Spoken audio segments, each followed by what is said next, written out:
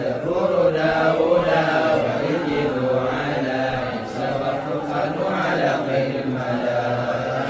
صوف الخليل والكليم فيها كلام الحكم العليم وكل ما أتى به الرسول